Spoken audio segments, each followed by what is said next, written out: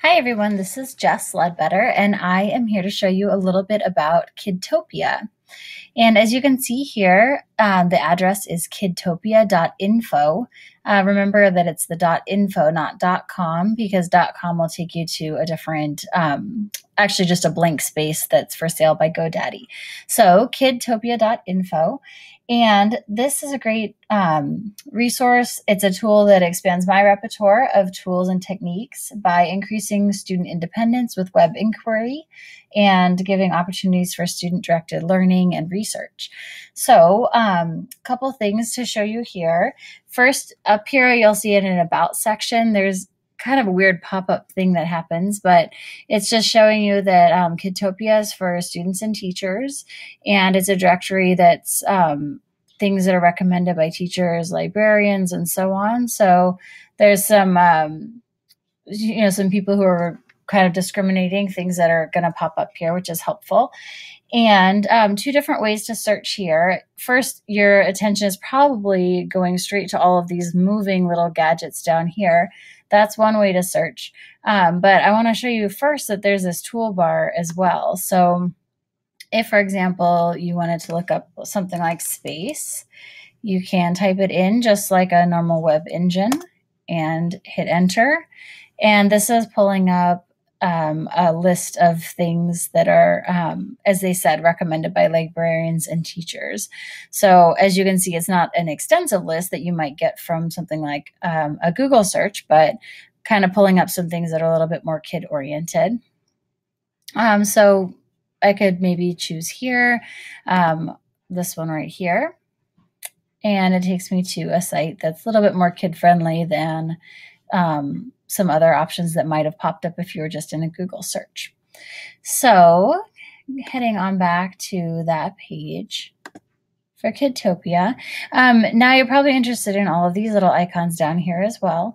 These I think are geared towards even younger students. So maybe using this top toolbar for kids to look up anything that they can imagine, but using these bottom choices to kind of direct kids into certain areas of topics to help them learn about how they can do web research.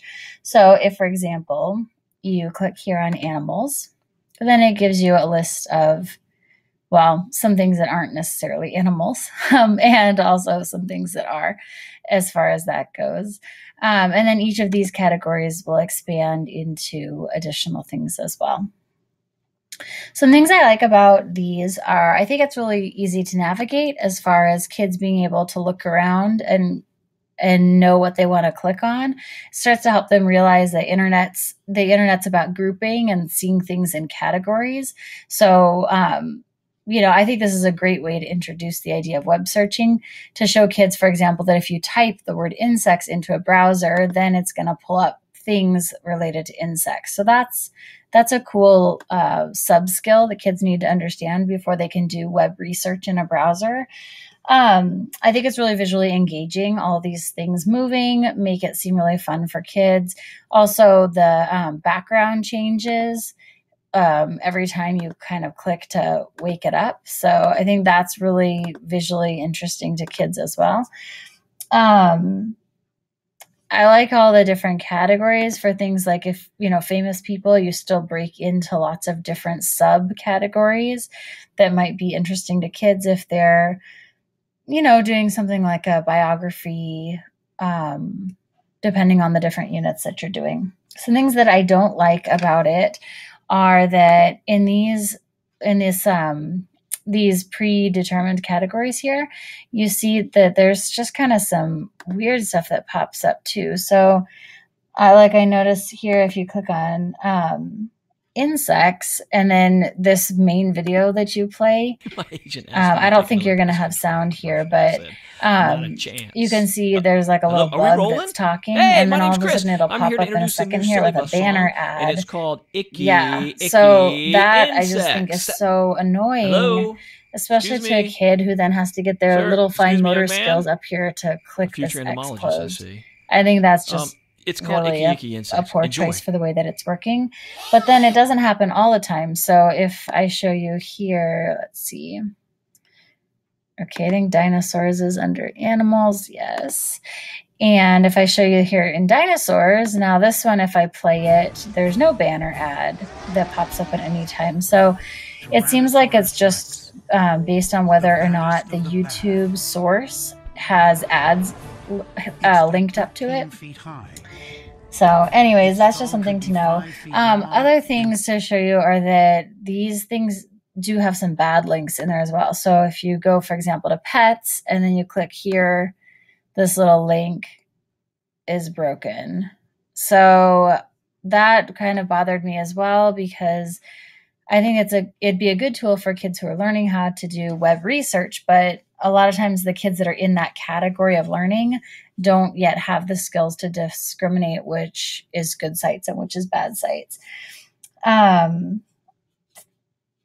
Some challenges really to think about with either this toolbar up at the top or these things down below is that it's important to always teach kids how to determine the value of a website. So like, for example, if you look here in the birds section, this one here, this science facts, this is a great site for kids. It's got some simple facts about birds you can see in here. It's not too much, right? One downside is that ads are popping up again in places like this. So that can get your kids into the wrong place pretty easily. And it could be inappropriate ads that pop up there too. So that's another thing to always be worried and thoughtful about on the internet. But here you can see a web page that would be helpful to a student that's trying to learn about birds. Yet then if I click right here, this looks like it might be a great site because it's from Animal Planet. But now here I have some bizarre thing happening where it's just a single bird. There's nothing else here to look at. I just don't really understand why that's popping up here in the browser. So overall, thinking about Kidtopia, as far as an application goes in education, research is really an important part of learning, and this website makes research easier and more appealing to kids. Just the fact that the colors change on the homepage and, through the interactivity of the site makes it a lot more engaging for kids. One concrete example I can think of to use something like this would be if you're interested in project-based learning, as far as doing units where kids are driving the research questions. This would be a great way to start a project like that, especially for young kids. If the kids say, for example, that they want to do a project based on animals, you can send them all here. Okay, well, here's some choices for animals. And then the kids can start narrowing down their questions to what animals are they interested in and doing some research within that. Once they have those baseline skills, then you can introduce them to taking those questions deeper by using the browser. So that could really grow with your kids if you're just beginning to introduce web research and then you want to take it a little bit further for them as well.